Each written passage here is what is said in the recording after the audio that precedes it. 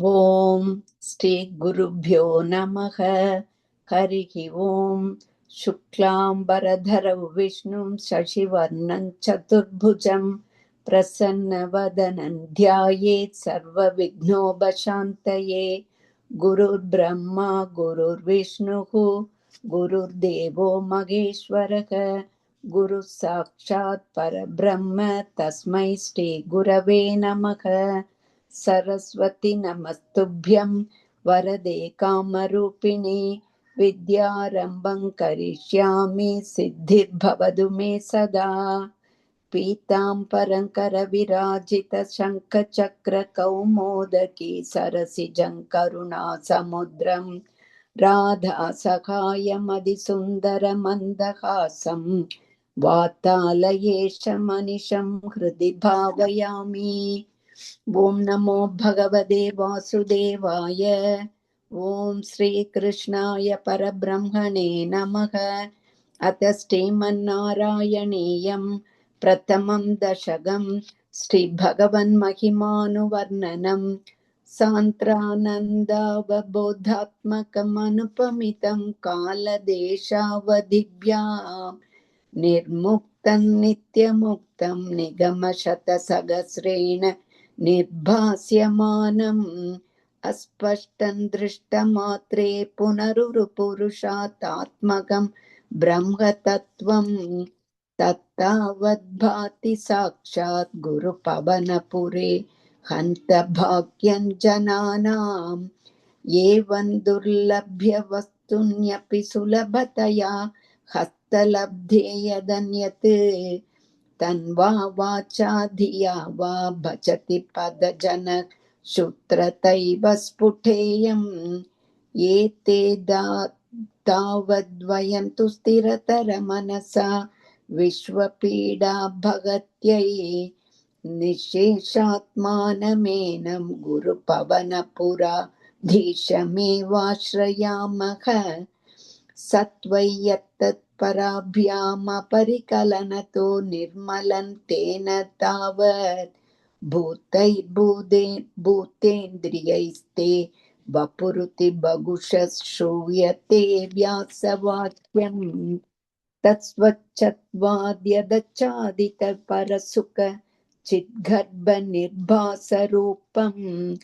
तस्मिन् धन्या रमन्ते श्रुतिमतिमधुरे सुग्रहे विग्रहे ते। निष्कम्पे नित्यपूर्णे निरवधि परमानन्द पीयूषरूपे निर्लीनानेकमुक्तावलि सुभगतमे निर्मल ब्रह्म सिन्धौ कल्लोलोलासतुल्यं खलु विमलतरं सत्त्वमागुस्तदात्मा कस्मानो निष्कलत्वं सकल इति वचस्त्वत्कलास्वेव भूमन्। निर्व्यापारोऽपि निष्कारणमजभजसे यत्क्रियामीक्षणाख्यां तेनैवोदेति लीना प्रकृतिरसति कल्पापि कल्पादिकाले। तस्या संशुद्धमंशं कमपि तमतिरोधायकं सत्वरूपं सत्वं धृत्वा तदासि स्वमहिम विभावाकुण्ठवैकुण्ठरूपं। तत्ते प्रत्यग्रधाराधरललितकला यावली केलिकारं लावण्यस्यैकसारं सुकृतिजन दृशां पूर्णपुण्यावतारं। लक्ष्मी निःशङ्कलीला निलयनममृतस्यन्तसन्दोहमन्तः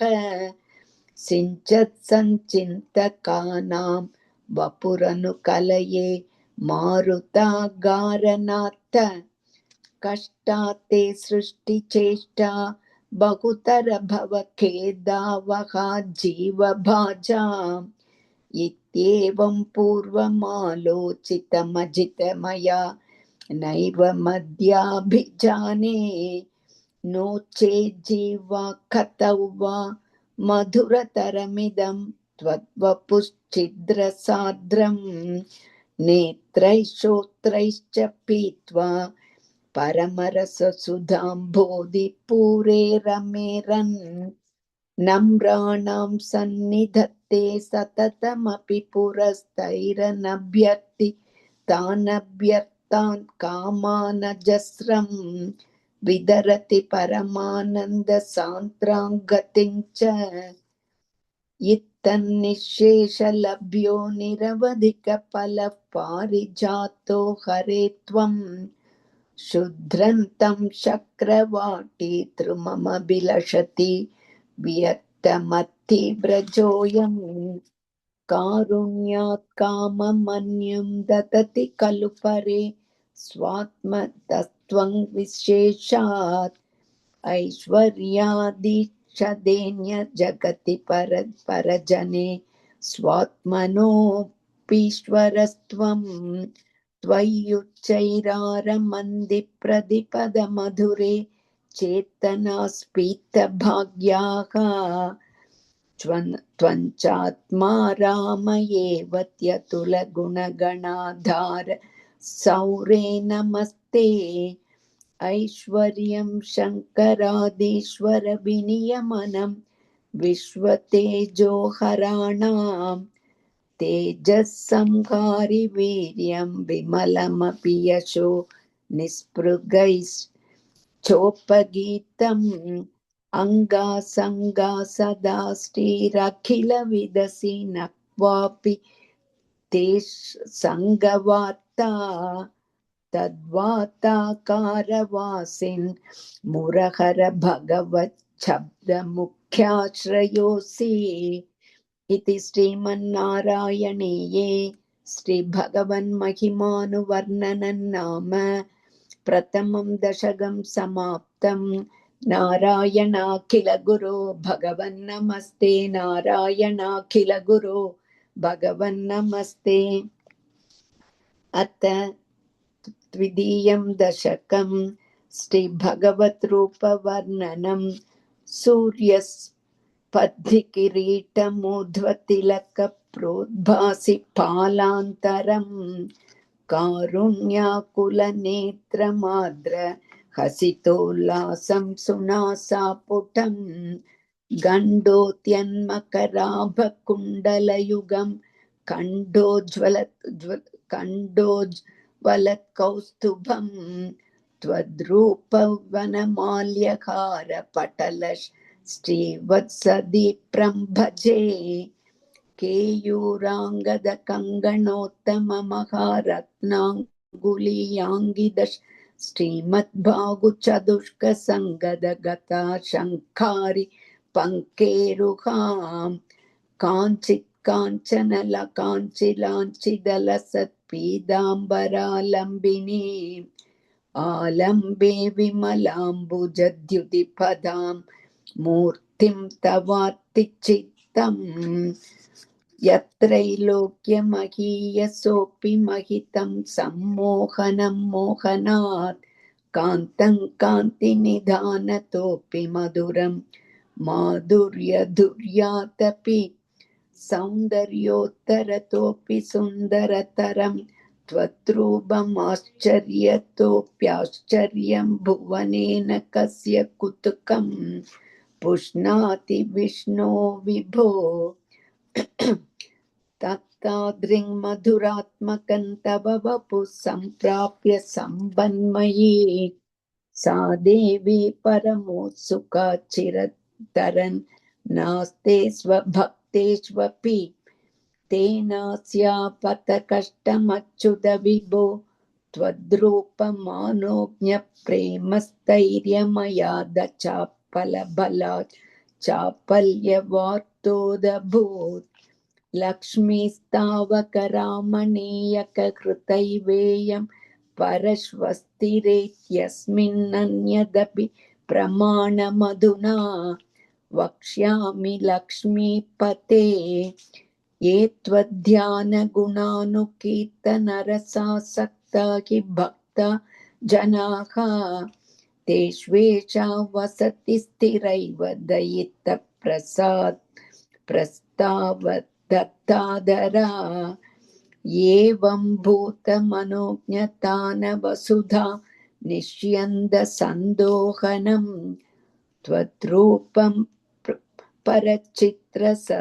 चित्रसायनमयं चेतोहरं शृण्वतां सद्य प्रेरयते मतिं मदयते रोमाञ्चयत्यङ्गकं व्यासिञ्चत्यपि शीतबाष्प विसरैरानन्दमूर्च्छोद्भवैः एवं भूततया हि भक्तयभिहितो योगस्य योगत्वयात् कर्मज्ञानमयात् पुरुषोत्तमतरो योगीश्वरैर्गीयते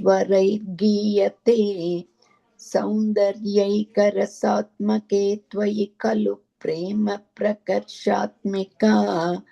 भक्तिर्निश्रममेव विश्वपुरुषै लभ्या रमावल्लभ निष्कामन्यतस्वधर्मचरणै यत्कर्म योगाभिधं तद्धूरेत्यफलै यथौपनिषद ज्ञानोपलभ्यं पुनः तत्त्वव्यक्ततया सुदुर्गमतरं चित्तस्य तस्मात् विभो त्वत्प्रेमात्मकभक्तिरेव सततं स्वादीयसी श्रेयसी अत्यायासकराणि कर्मपटलान्याश्चर्यनिर्यन्मलाः बोधे भक्तिपथे तवाप्युचित तामायान्ति किं तावता क्लिष्ट्वा तर्कपथे परं तव वपुर्ब्रह्माख्यमन्ये पुनः छिद्धात्र त्वमृते विचिन्त्य बहुभिः सिद्ध्यन्ति जन्मान्तरैः त्वद्भक्तिस्तु कथारसामृतझरी निर्मज्जनेन स्वयं सिद्ध्यन्ति विमलप्रबोधपदवीमक्लेश तस्तन्वती सद्य सिद्धिकरी जयत्ययि विभो सैवास्तु मे त्वत्पदप्रेम प्रौढिरसा त्रधातृततरं वातालयाधीश्वर अत इति श्रीमन्नारायणीये श्रीभगवद्रूपवर्णनं नाम द्वितीयं दशकं समाप्तम्। अत तृतीयं दशकं भक्तस्वरूपवर्णनं भक्तिप्रार्थना च पठन्तो नामानि प्रमद भरसिन्धौ निपतिताः स्मरन्तो रूपन्ते वरद कथयन्तो गुणकथाः चरन्तो ये भक्तास्त्वयि खलु रमन्ते परममून् अकन्दन्यान् मन्ये समधिगत सर्वाभिलषितान् गदक्लिष्टं कष्टं तव चरणसेवारसभरेऽप्यनासक्तं चित्तं भवति पदविष्णो कुरु दयां भवत्पादाम्भोजस्मरणरसिको नामनिवहान् अहङ्कायं कायं कुहचन विवस्यामि विजने कृपा ते जाता चेत् किमिव न हि लभ्यन्तनुभृतां मदीयक्लेशौघप्रशमनदशा नाम कियती न के लोकेऽस्मिन् निशमयि शोकाभिरहिताः भवद्भक्ता मुक्ता गतिमसक्ता विदधते मुनिप्रौढारूढा जगति खलु गूढात्मगतयः भवत्पादाम्बोजस्मरणविरुजो नारदमुखाः चरन्ति स्वैरं सतत परिनिर् भात परचेत् सदानन्दाद्वैत प्रसर परिमग्ना किमपरम् भवद्भक्तिस्पीता भवतु मम सैव प्रशमयेत् अशेषक्लेशौघन् न खलु हृदि सन्देहकणिका न चेद्व्यासयोक्तिस्तव च वचनन्नैकमवचः भवेन्मिथ्यारत्या पुरुषवचनप्रायमखिलम् भवद्भक्तिस्तावत् प्रमुखमधुरा त्वद्गुणरसात् किमप्यारूढात् चेत् अखिल परितापप्रशमने पुनश्चान्ते स्वान्ते विमलपरिबोधो दयमिलन् महानन्दात्वैतं दिशति किमत प्रार्थ्यमपरम् विधूय क्लेशान् मे कुरु चरणयुग्मन् धृतरसं भवत्क्षेत्रप्राप्तौ करमपि च ते पूजनविधौ भवन्मूर्त्यालोके नयनमतते पादतुलसी परिघ्राणे घ्राणं श्रवणमपि ते चारुचरिते प्रभूताधिव्याधिप्रसवचलिते मामगहृदि त्वदीयं तत्रूपं परमसुखचिद्रूप मुदीयात्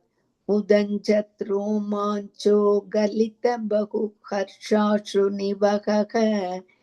यथा विस्मर्यासं दुरुपशमपीडा परिभवान् मरुद्गेहाधीश त्वयि खलु पराञ्चोऽपि सुखिनः भवत्स्नेही सोऽहं सुबहु परितप्ये च किमिदम् अकीर्तिस्ते मा भूत्वरद कदपारं प्रशमयन् भवद्भक्तो तं संझटिति कुरु मां कंसदमन किमुक्तैर्भूयोभिस्तव हि करुणा यावद् दहन्तावत् देव प्रहितविविधात् प्रलपितः पुरक्लृप्ते पादे वरद तव नेष्यामिति वसान् यथा शक्तिव्यक्तं नतिनुति निषेवा विरचयन् इति श्रीमन्नारायणीये भक्तस्वरूपवर्णनं नाम भक्तिप्रार्थना चेति तृतीयं दशकं समाप्तं। नारायणाखिलगुरो भगवन्नमस्ते नारायणाखिलगुरो भगवन्नमस्ते। अथ चतुर्थं दशकम् अष्टाङ्गयोगवर्णनं योगसिद्धिवर्णनं च कल्यतां मम कुरुष्व तावतीं कल्यते भवदुपासनय्यया स्पष्टमष्टविध योगचर्यया पुष्टयाशु तव तुष्टिमाप्नुयां ब्रह्मचर्य दृढतादिभिर्यमयि आप्लवादिनियमैश्च पाविताः कुर्महे दृढममि सुखासनं पङ्कजात्यमपि वा भवत्पराः तारमन्तरनुचिन्त्य सन्ततं प्राणवायुमभियम्य निर्मलाः इन्द्रियाणि विषयादत्तापहृत्यास्महे भवदुपासनोन्मुखाः अस्फुटे वपुषिते प्रयत्नतः धारये मदिषणां मुहुर्मुहुः तेन भक्तिरसमन्तराद्रताम् उद्वहेम भवदङ्घ्रिचिन्तकाः विस्फुटावयवभेदसुन्दरं त्वत्वपुःसुचिरशीलनावशात् आश्रमं मनसि चिन्तयामहे ध्यानयोगनिरतात्वदाश्रयाः ध्यायतां सकलमूर्तिमीदृशीं उन्मिषन् मधुरताकृतात्मनां सान्द्रमोदरसरूपमान्तरं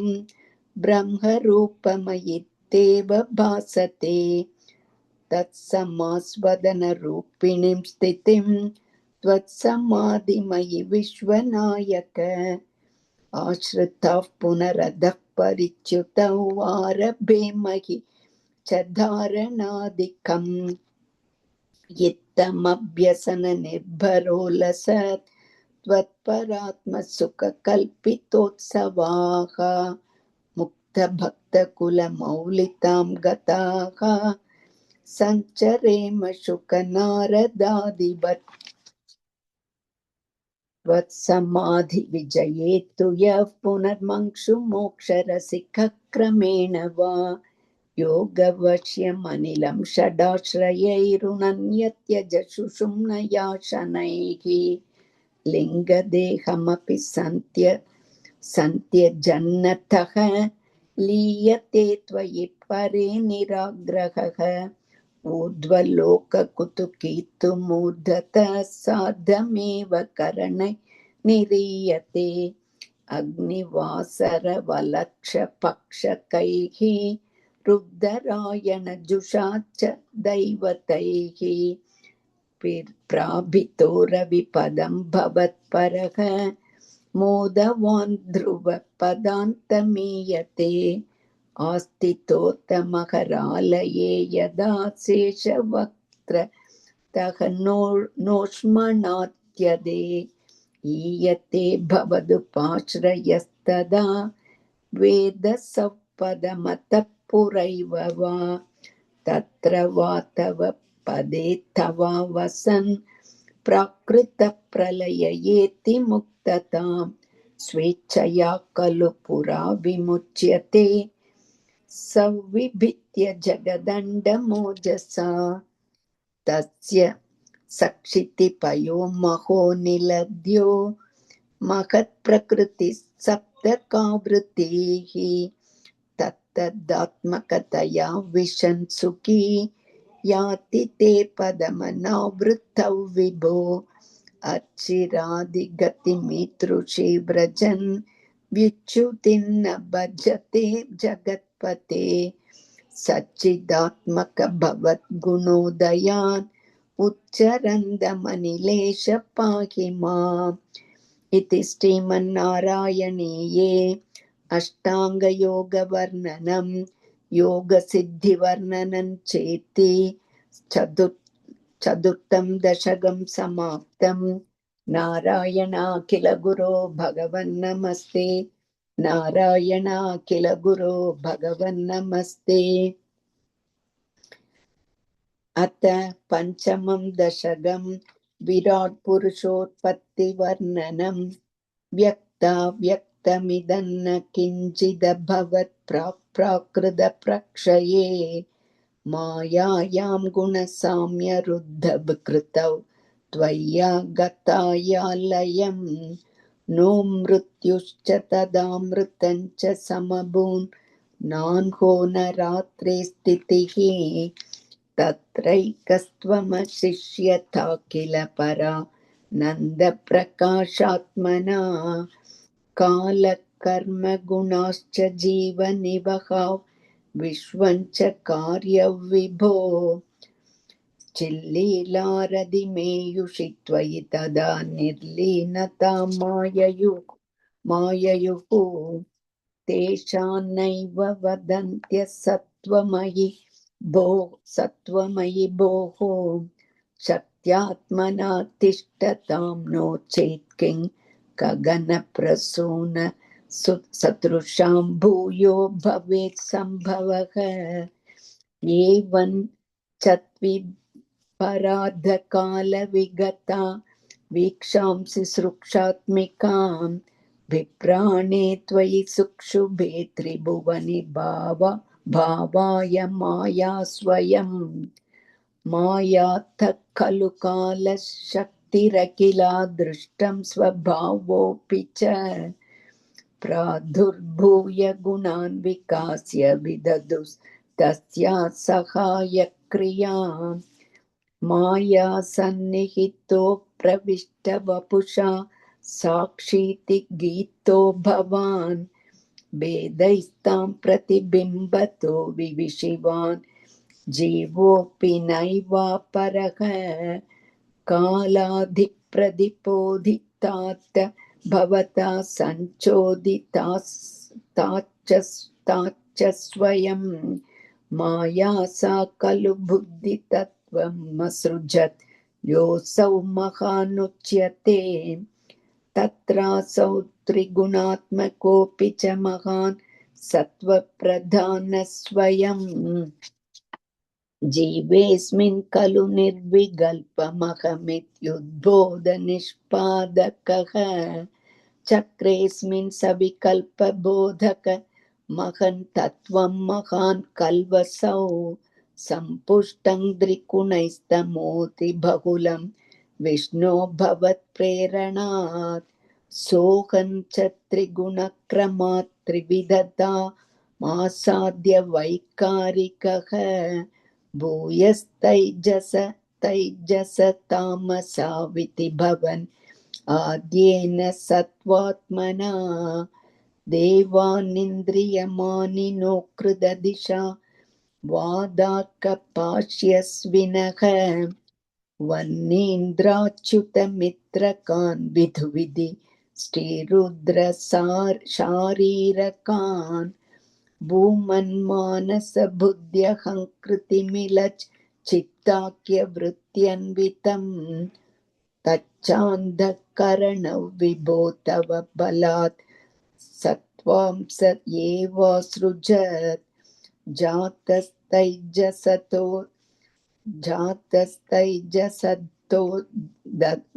दशेन्द्रियगणस्तत्तामसांशात् पुनः तन्मात्रन्नभसो मरुत्पुरपते शब्दो जनित्वद्बलात् शब्दात् व्योम ततः ससर्जित विभो स्पर्शन् ततो मारुतं तस्मात् रूपमतो महोत च रसं तोयं च गन्धं महीम् एवं माधव पूर्वकलनात् ध्यात्य धर्मान्वितं बोधग्राममिमं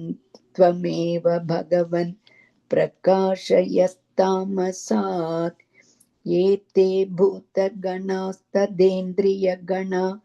देवाश्च जाताः पृथक् नोषे कुर्भुवनाण्ड निर्मितिविधौ देवैरमीभिस्तदा त्वन्नानाविधशुक्तिभिर्नुदगुणस्तत्त्वान्यमुन्याविशन् चेष्टाशक्तिमुदीर्यतानि घटयन् हैरण्यमण्डव्यथाः अण्डन् तत्खलु पूर्वसृष्टसलिलेऽधिष्ठत् सहस्रं समाः निर्बिन्दन् न कृधा चतुर्दश जगद्रूपविराडवयं सागस्रैकरपादमूर्धनिवहै निःशेष जीवात्मकः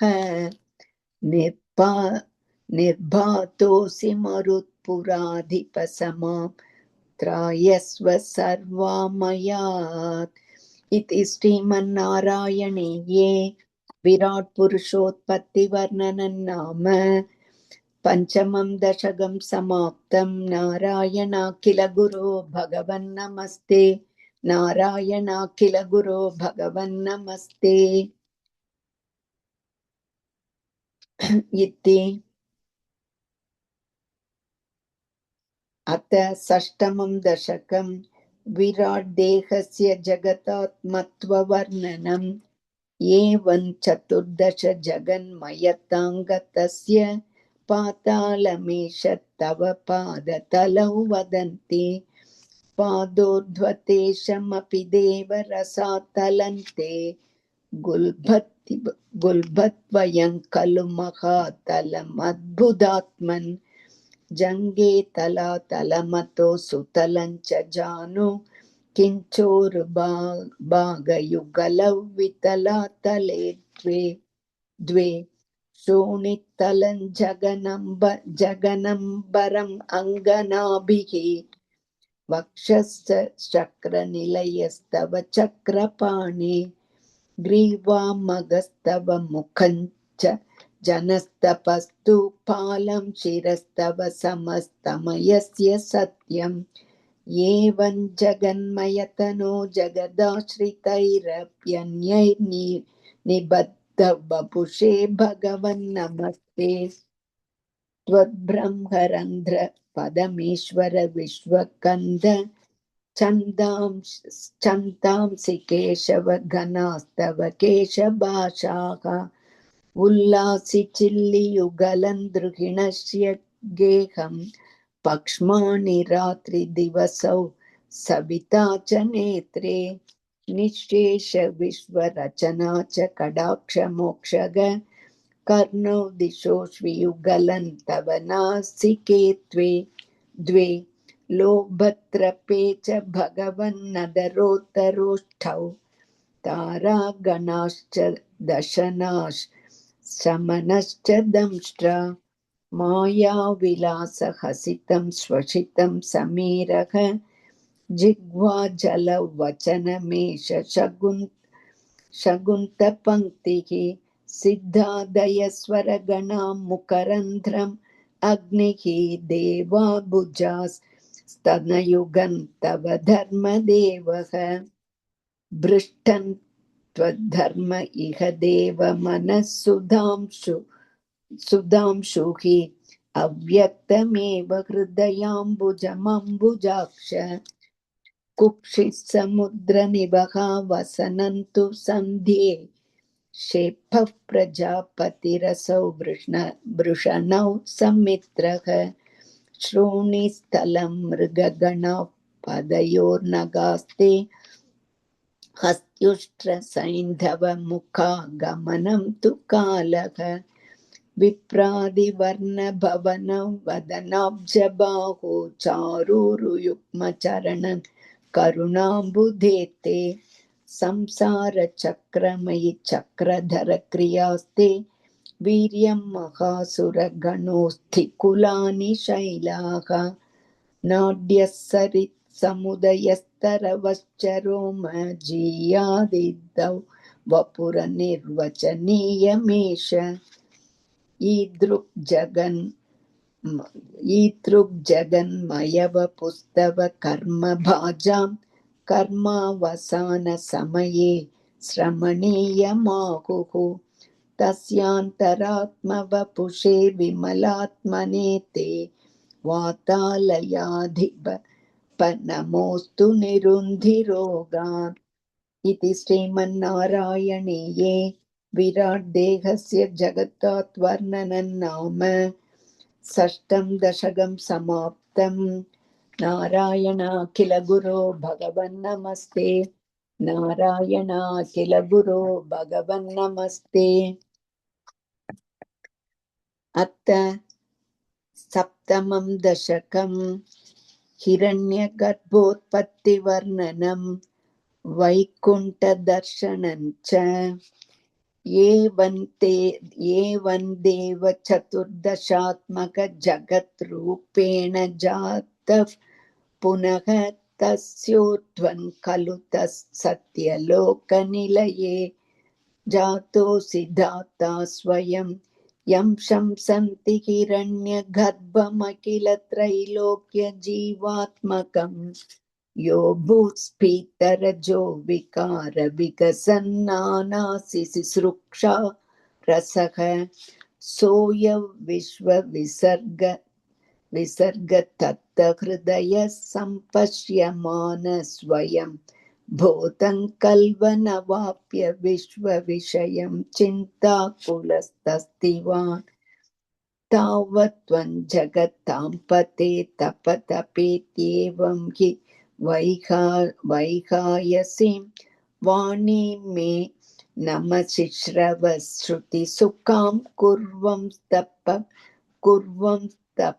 प्रेरणां कोऽसौ मामवतत्पुमानिति जला पूर्णे जगन्मण्डले दिक्षु वीक्ष्य किमप्यनीक्षितवत वाक्यार्थमुपश्यत दिव्यौ वर्षसहस्रमात्ततपसा तेन त्वमाराधितः तस्मै दर्शितवानसि स्वनिलयौ वैकुण्ठमेघाद्भुतम् माया यत्र कदापि नो विकृते पाते जगद्भ्यो बहिः शोकक्रोधविमोहसाध्वसमुखा भावस्तु दूरं गताः सान्द्रानन्दझरी च यत्र परमज्योतिप्रकाशात्मके तत्ते धाम विभावितौ विजयते वैकुण्ठरूपौ विभो यस्मिन्नाम चतुर्भुजा हरिमणिश्यामावधा तत्विषः नानाभूषणरत्नदीपितदिशो राजद्विमानालयाः भक्तिप्राप्त तथा विधोन्नतपदा दीव्यन्ति दिव्या जनाः तत्ते धाम निरस्त सर्वशमलौ वैकुण्ठरूपं जयेत् नाना दिव्यवधूजनैरभिवृता विद्युल्लता तुल्यया विश्वोन्मादनकृत्य गात्रलतया विद्योदिदाशान्तरा त्वत्पादाम्बुजसौरभैककुतुका लक्ष्मी स्वयल्लक्ष्यते यस्मिन् विस्मयनीय दिव्य विभवन् तत्ते पदं देहि मे तत्रैवं प्रतिदर्शिते निजपदे रत्ननासनाध्यासितं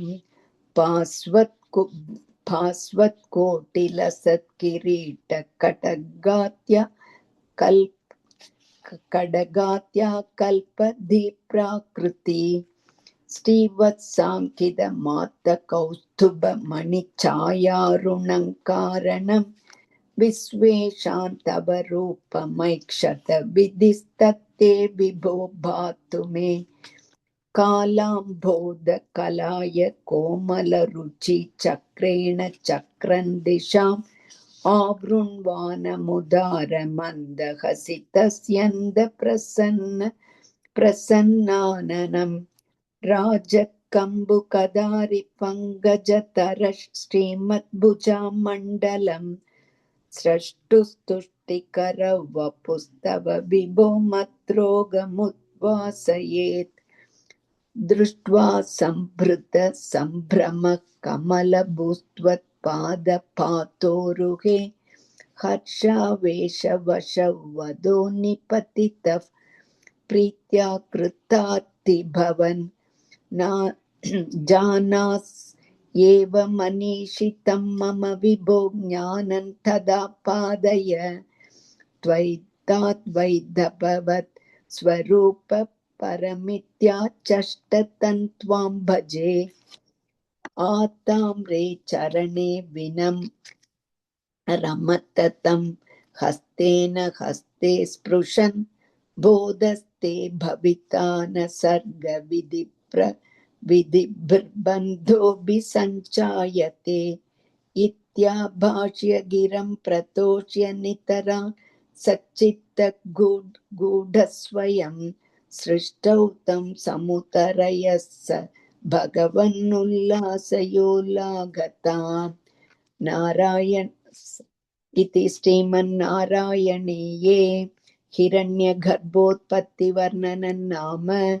वैकुण्ठदर्शनं चेति सप्तमं दशकं समाप्तं। नारायणाखिल गुरो भगवन् नमस्ते। नारायणाखिल गुरो भगवन् नमस्ते। अथ अष्टमं दशकं प्रलयवर्णनं जगत्सृष्टिप्रकारवर्णनं च एवं तावत् प्राकृतप्रक्षयान्ते ब्राह्मे कल्पे ह्यादिमे लब्धजन्म ब्रह्मा भूयस्त्वत्त एवाप्यवेदान् सृष्टिं चक्रे पूर्वकल्पोपमानाम् सोऽयं चतुर्युगसहस्रमितान्यहानि तावन्मिदाश्च रजनीर्बहुशो निनाय निद्राद्यसौ त्वयि निलीय समं स्वसृष्टैः नैमित्तिकप्रलयमाहुरतोऽस्य रात्रिम् अस्मादृशां पुनरहर्मुखकृत्य तुल्यां सृष्टिं करोत्यनुदिनं स भवत्प्रसादात् प्राग्ब्राह्मकल्पजनुषां च प्रायुषान्तो सुप्तप्रबोधनसमास्ति तथापि सृष्टिः पञ्चाशतब्दमधुना स्वभयोर्धरूपम् एकं परार्धमधिवृत्य हि वर्ततेऽसौ तत्रान्त्यरात्रिजनितान् कथयामि भूमन् पश्चाद्दिनावतरणे च भवद्विलासान् दिनावसानेत सरोजयोनिः सुषुप्तिकामस्त्वयि सन्निलिल्ये जगन्ति चत्वज्जठरं समियुः तदे मे कार्णवमास विश्वं तवैव वेशे फणिराजिशेषे जलैकशेषे भुवने स्म शेषे आनन्दसान्द्रानुभवस्वरूपः स्वयोगनिद्रा परिमुद्रितात्मा कालाख्यशक्तिं प्रलयावसाने प्रबोधयेत्यादि शताकिलादौ त्वया प्रसुप्तं परिसुप्तशक्तिव्रजेन तत्राखिल जीवदाम्ना चतुर्युगाणां च सहस्रमेवं त्वयि प्रसुप्ते पुनरद्वितीये कालाख्यशक्तिप्रथमप्रबुद्धा प्राबोधयत्वां किल विश्वनाथ विबुध्य च त्वं जलगर्भशायिन् विलोक्य लोकानखिलान् प्रलीनान् तेष्वेव सूक्ष्मात्मतया निजान्तस्थितेषु विश्वेषु ददातदृष्टिम् ततस्त्वदीयातयिनाभिरन्ध्रात् उदञ्चितं किञ्चन दिव्यपद्मम् निलीननिशेषपदार्थमाला संक्षेपरूपं मुकुलायमानं तदेतदम्भोरुहकुट्मलन्ते कलेबरातोयपते प्ररूढम् बहिर्निरीतं परितस्फुरद्भिः स्वधामभिद्वं त्वान्दमलन्यकृन्दत् सम्पुल्लपत्रे नितरा विचित्रे तस्मिन् भवद्वीर्यधृते सरोजे सपद्मजन्मा विधिराविरासीत् स्वयं प्रबुद्धा किल वेदराशिः अस्मिन् परात्मन्ननुपाद्मकल्पे त्वमित्थमुत्थापित पद्मयोनिः अनन्दभूमा मम रोगराशिं निरुन्धि वातालयवास विष्णु इति श्रीमन्नारायणीये प्रलयवर्णनं जगत्सृष्टिप्रकारवर्णनं चेति अष्टमं दशकं समाप्तं नारायणाखिलगुरो भगवन्नमस्ते नारायणाखिलगुरो भगवन्नमस्ते अथ नवमं दशकं जगत्सृष्टिवर्णनं स्थितस्कमलोद्भवस्तव हि नाभिपङ्केरुहे कुतस्विदिदम्बुधा उदितमित्यनालोकयन् तदीक्षणकुतूहलात् प्रतिदिशौ विवृताननः चतुर्वदनतामगात् विगसद्दष्टदृष्टयम्बुजां महार्णवभिघूर्णितं कमलमेव तत्केवलं विलोक्य तदुपाश्रयन् तव तनुं तु नालोकयन् क एष कमलोदरे महति निस्सहायो ह्यहम् कुतः स्विदिदम्बुजं समजनीति चिन्तामगात् अमुष्य हि सरोरुह किमपि कारणं सम्भवेत् इति स्म कृतनिश्चयः स खलु नालरन्ध्रात्वना स्वयोगफलविद्यया समवरूढवान् प्रौढधीः त्वदीयमतिमोहनन्ननु तु कले परं दृष्टवान् ततः सकलनालिका विवरमार्गगो मार्गयन् प्रयस्य शतवत्सरं किमपि नैव सन्दृष्टवान् निवृत्य कमलोदरे सुखनिषण्ण एकाग्रधीः समाधिफलमाददे भवदनुग्रहैकाग्रहे शतेन परिवत्सरैर्दृढसमाधिबन्धोलसत्प्रबोधविशदीकृतः खलु पद्मिनी सम्भवः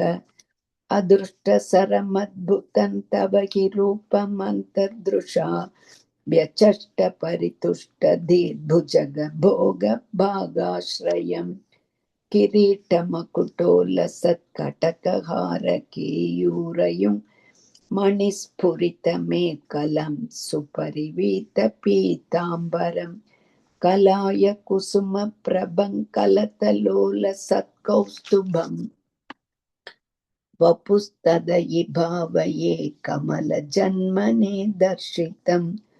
श्रुतिप्रकरदर्शितप्रचुरवैभव श्रीपते हरे जय जय प्रभो पदमुपैषि दिष्टयादृशोः कुरुष्व धियमाशु मे भुवननिर्मितौ कर्मठाम् इति द्रिहिणवर्णितस्वगुणबंहि पाहि माम् लभस्व भुवनत्रयी रचनदक्षताम् अक्षतां गृहाणमदनुग्रहं कुरु तपश्च भूयो विधे भवत्वकिल साधनी मयि च भक्तिरत्युत्कटे युतीर्य क्रमाददामुदित चेतसौ वेधसं शतं कृत तपास्तत्स खलु दिव्य संवत्सरान् अवाप्य च तपोबलं मत्तिबलं च पूर्वाधिकम् उदीक्ष्य किल कम्पितं पयसि पङ्कजौ वायुना भवत्फलविजृम्भितः पवनपातसी पीतवान् तवैव कृपया पुनः सरसिजेन तेनैव सह प्रकल्प्य भुवनत्रयीं प्रववृते प्रजान् निर्मितौ तथाविध कृपाभरो कुरु मरुत्पुराधीश्वर त्वमाशु परिपाहि मां कुर्दयोक्षितैरीक्षितैः इति श्रीमन्नारायणीये जगत्सृष्टिवर्णनं नाम नवमं दशकं समाप्तं। नारायणाखिल गुरो भगवन् नमस्ते। नारायणाखिल गुरो भगवन् नमस्ते। अथ दशमं दशकं सृष्टिवैविध्यवर्णनम् वैकुण्ठवर्धितफलोत भवत्प्रसादात् अम्भोजयोनिरसृजत् किल जीवदेहान् तास्नूनि भूरुहमयानि तथा तिरश्चाम् जातिं मनुष्यनिवहानपि देवभेदान् मिथ्याग्रहास्मि मदिरागविकोपभीतिः अज्ञानवृत्तिमिति पञ्चविधां सृष्ट्वा उद्दामतामसपदार्थविधानदूनः तेने त्विदीय शरणस्मरणौ विशुद्ध्यै तावत् ससर्ज मनसा सनकं सनन्तं भूय सनातन मुनिञ्च सनत्कुमारं ते सृष्टिकर्मणि तु तेन नियुज्यमानाः त्वत्पादभक्तिरसिका जगृहुर्न वाणीं तावत् प्रकोपमुदितं प्रतिरुन्धतोऽस्य भ्रूमध्यतो जनिमृडो भवदेकदेशः नामानि मे कुरु पदानि च विरिञ्चेत् यादौ रुरोद किल तेन स रुद्रनामा एकादशाद्वयतया च विभिन्नरूपं रुद्रौ विदाय दयिता वनिताश्च दत्त्वा तावन्त्य तत्त च पदानि भवत्प्रणुन्नः प्राह प्रजाभिरचनाय च सादरन्तं रुद्रसङ्गसम्पूर्यमाण भुवनत्रय भीतचेताः मा प्रजा सृज तपश्चर मङ्गलायेत्याचष्टतं कमलभूर्भदिरीतात्मा तस्यात् सर्गरसिकस्य मरीचिरद्रिः तत्राङ्गिरा क्रतुमुनिः पुलः पुलस्त्यः अङ्गादजायत भृगुश्च वसिष्ठतक्षौ श्रीनारदश्च भगवन् भवदङ्घ्रिदासः धर्मादिकानभिसृजन्नत कर्दमञ्च वाणीं विदाय विधिरङ्गज सङ्कुलो त्वद्भूति तैसनकदक्षमुखैस्तनूजैः उद्बोधितश्च विरराम तमो विमुञ्चन् वेदान् पुराणनिवहानपि सर्वविद्याः कुर्वन्निजानन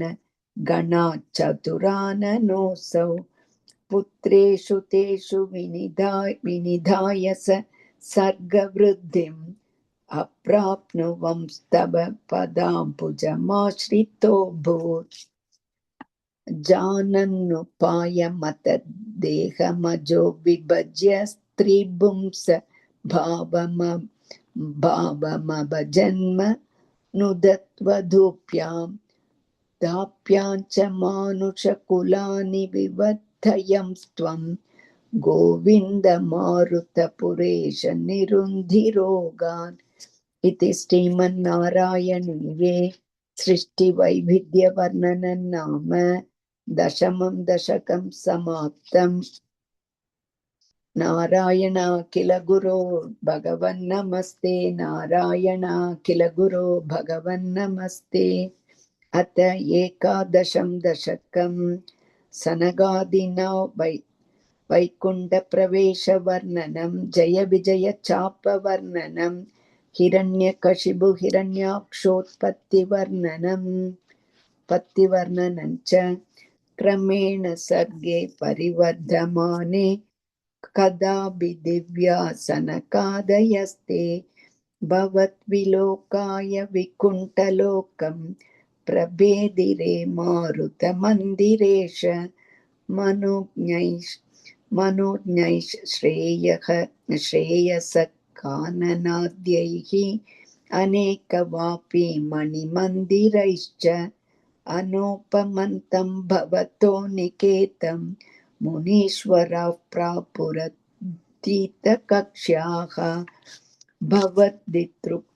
भवद्दिदृक्षून् भवनौ विविक्षून् त्वास्तौ जयस्तान् विजयोऽप्यरुन्धां तेषां च चित्ते पदमापकोपः सर्वं भवत्प्रेरणयैव भूमन् वैकुण्ठलोकानुचितप्रचेष्टौ कष्टौ युवान् दैत्यगतिं भजेतं इति प्रशप्तौ भवदाश्रयौ तौ हरिस्मृतिर्नोस्त्विति नेमतुस्तान् तदेतदज्ञाय भवान् वाप्तः सहैव लक्ष्म्या बहिरम्बुजाक्ष खगेश्वरां सार्पितचारुबाहुः आनन्दयंस्तान् अभिराममूर्त्या प्रसाद्य गिर्भिस्तुवतो मुनीन्द्रान् अनन्यनाथावत पार्षदौ तौ संरम्भयोगेन भवैस्त्रिभिर्मा उपेतमित्यात कृपण्यगादिः त्वदीयभृत्या वत काश्यपात्तौ सुरारिवीरा उदितौ द्वौ सन्ध्यासमुत्पादनकष्टचेष्टौ यमौ च लोकस्य यमाविवान्यौ हिरण्यपूर्वकशिपुः किलैकः परो हिरण्याक्ष इति प्रतीतः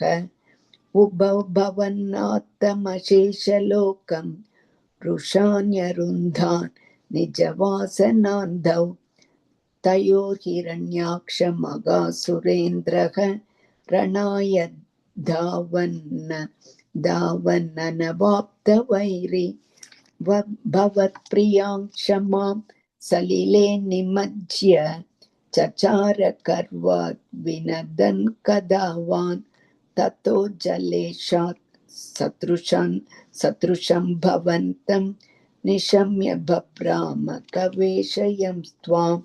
भक्तैः कतृष्य सकृपानिधे त्वं निरुन्धिरोगान् मरुदालयेश इति श्रीमन्नारायणीये सनकादिना वैकुण्ठप्रवेशवर्णनं जय विजय चापवर्णनं हिरण्यकशिपु हिरण्याक्षोत्पत्तिवर्णनं चेति एकादशं दशकं समाप्तं नारायणाखिल गुरो भगवन्नमस्ते नारायणाखिल गुरो भगवन्नमस्ते अथ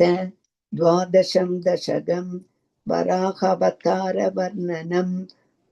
भूम्युद्धरणवर्णनं च स्वायम्भुवो मनुरथो जनसर्गशीलग दृष्ट्वा महीमसमये सलिले निमग्नां स्रष्टारमापशरणं भवदङ्घ्रिसेवा दुष्टाशयं मुनिजनैः सह सत्यलोके कष्टं प्रजा सृजति मय्यव निर्निमग्ना स्थानं सरोज भव कल्पय तत्र प्रजानाम् इत्येवमेष कथितो मनुना स्वयंभूः अम्भोरुहाक्ष तव पादयुगौ व्यचिन्तीत् हा हा विभो जलमहन्यपिबं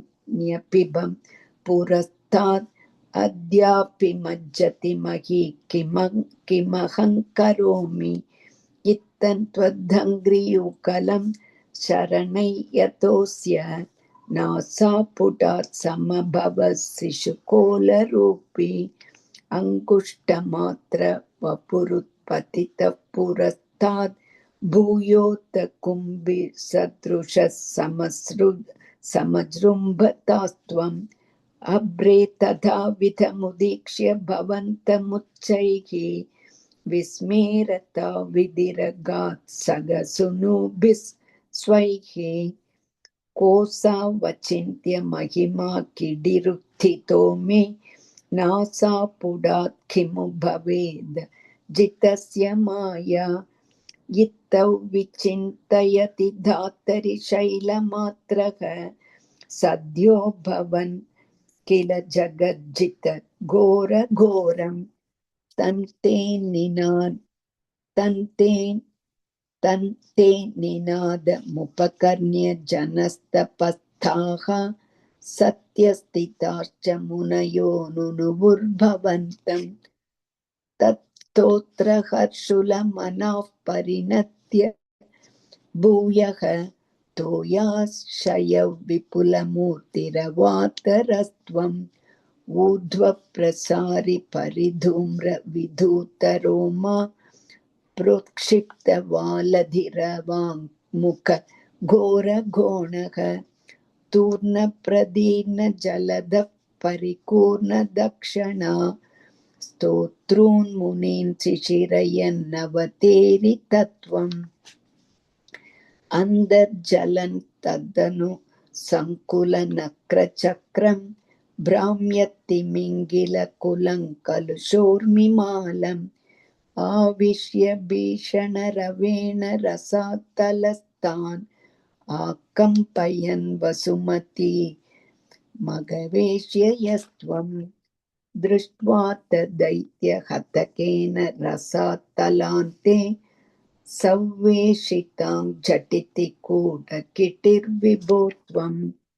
आपातु कानविगणय्य सुरारिकेटान् दंष्ट्राङ्कुरेण वसुधा मदधा सलीलम् अभ्युद्धरन्नथ धरान् दशानाग्रलग्न मुस्ताङ्कुराङ्कित इवादिकपीवरात्मा उद्धूतघोरसलिला जलधेरुदञ्चन् ग्रीडावराकवपुरीश्वरः पागिरोगात् इति श्रीमन्नारायणीये वराहावतारवर्णनं भूम्युद्धरणवर्णनं चेति 12 दशकं समाप्तं। नारायणाखिल गुरो भगवन्नमस्ते। नारायणाखिल गुरो भगवन्नमस्ते। अथ 13 दशकं हिरण्याक्षवधवर्णनं हिरण्याक्षं तावद्वरद भवदन्वेषणपरं चरन्तं सावर्ते पयसि निजजङ्घा परिमिते भवद्भक्तो गत्वा कपटपटुति नारदमुनिः शनैरुचे नन्दन् तनुजमपि निन्दं तव बलं स मायावि विष्णुर्हरति भवदीयां या वसुमतीं प्रभो कष्टं कष्टं किमिदमिति तेनाभिगतितः नदन् क्वासौ क्वासाविति स मुनिना दर्शितपथः भवन्तं सम्प्राबद्धरणिधर मुद्यन्तमुदघात् अहो आरण्योऽयं मृग इति हसन्तं बहुतरैः दुरुक्तैर्विध्यन्तन् दितिसुदमवज्ञाय भगवन् महीन् दृष्ट्वा दंष्ट्रा शिरसि सकितां स्वेन महसा पयोधावाधाय प्रसभमुदयुक्ता मृधविधौ गता पाणौ दैत्ये त्वमपि हि गृहीतोन्नतगदः नियुद्धेन क्रीडन् घटघट रवोद्घुष्टवियता रणालो गौत्सुक्यान् मिलति सुरसङ्गे धृतममुं निरुन्ध्या सन्ध्यात प्रथममिति धात्रा जगदिशे गतोन्मध्ये तस्मिन् स्तव खलु कथयान्ति दिभुवः गदागादात् भूमौ झटिति पतितायामहः भोः मृतुस्मेरास्यस्त्वन् तनुजकुलनिर्मूलनचनं महाचक्रं स्मृत्वा करभुवि दधानो रुचिषे ततः शूलङ्कालप्रतिमरुषि दैत्ये विसृजति त्वयि चिन्दयेन करकलितचक्रप्रहरणात् समारुष्टो मुष्ट्या स खलु विदुतं त्वां समतनोत् कलन्माये मायास्त्वयि किल जगन्मोहनकरीः भवच्चक्रज्योतिष्कणलवन्निपातेन विधुते ततो माया चक्रे विदत घन रोषान्धमनसं गृष्ठाभिर्मुष्टि प्रगृधिभिरभिनन्दमसुरं स्वपादाङ्कुष्ठेन श्रवणपदमूले निरवधिः महाकाय सोऽयं तव चरणपादप्रमदितः गलत्रक्तो वक्त्रा तपददृशिभिः श्लाघितगतिः तदा त्वामुद्धाम प्रमदपरविद्योतिहृदयाः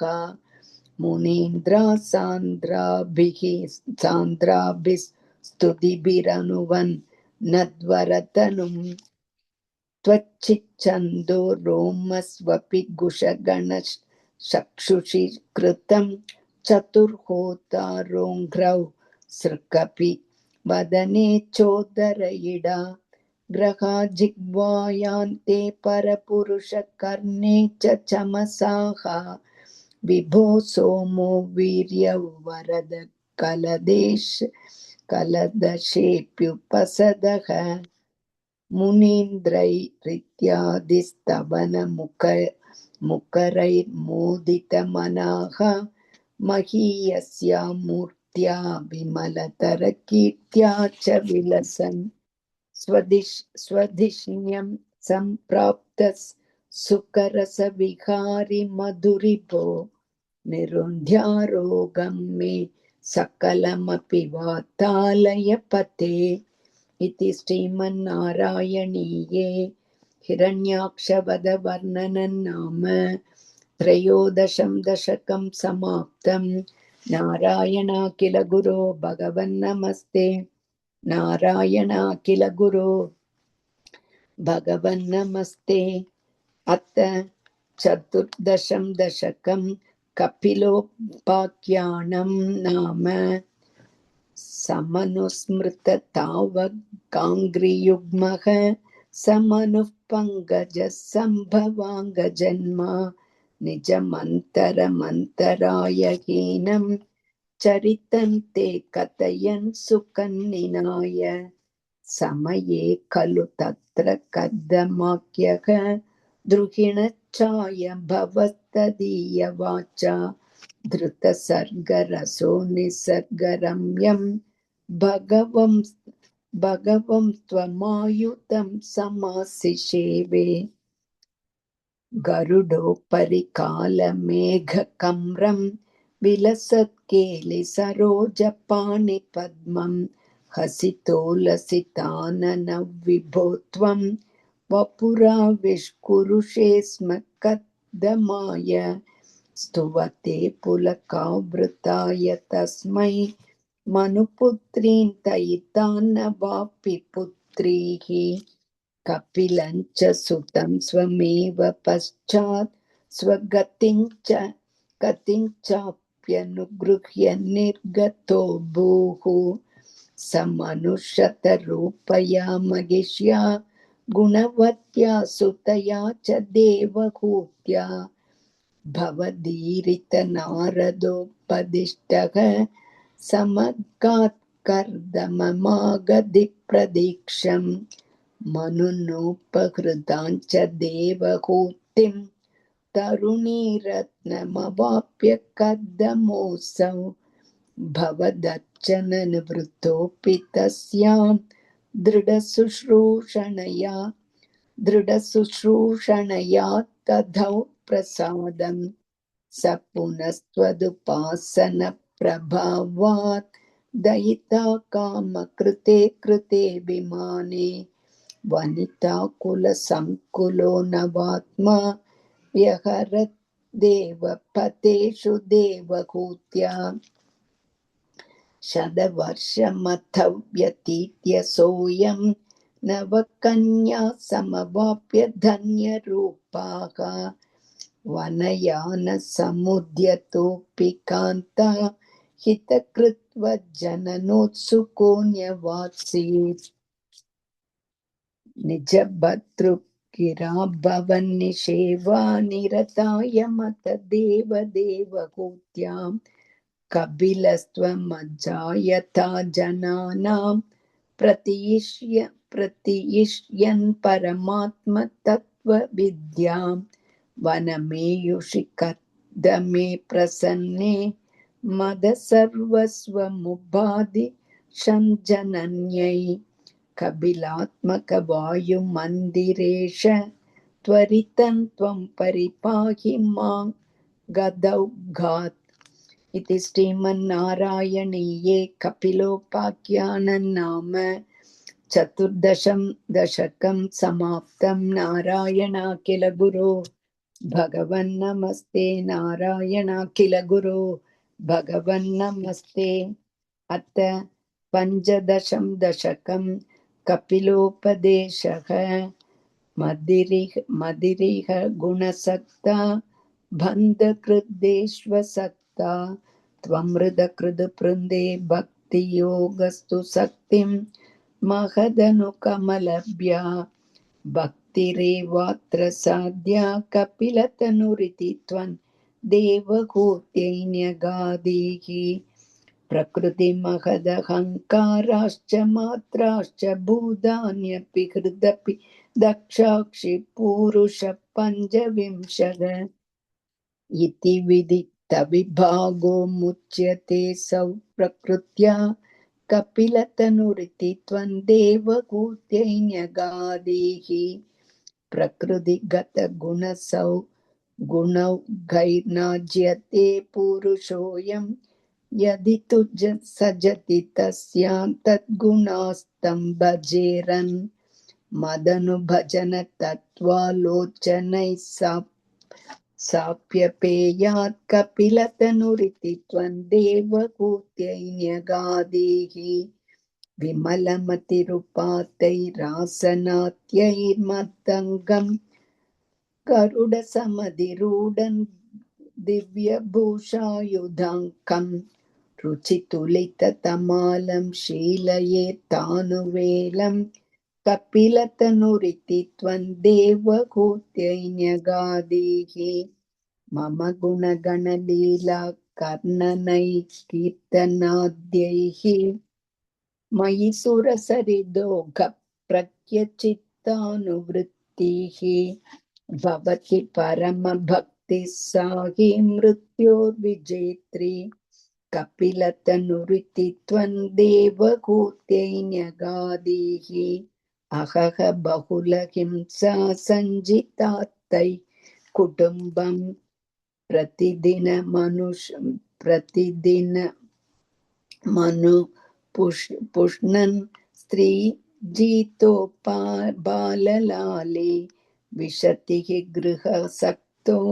यातनां मय्यभक्तः। कपिलतनुरिति त्वं देवहूत्यैन्यगादीः। युवति जठरकिनो जातबोधोऽप्यकाण्डे प्रसवगलितबोधः पीठयोऽलङ्क्य बाल्यं पुनरपि पदमुह्यत्येव तारुण्यकाले। कपिलतनुरित्वं देवहूत्यैन्यगादीः। पितृसुरगणयाजी धार्मिको यो गृहस्थः स च निपतति काले दक्षिणात्वोपगामी। मयि निहितमकामं कर्म तूदपदार्थं। कपिलतनुरिति त्वं देवहूत्यैन्यगादीः। इति सुविदितवेद्यान् देवहे देवहूतिं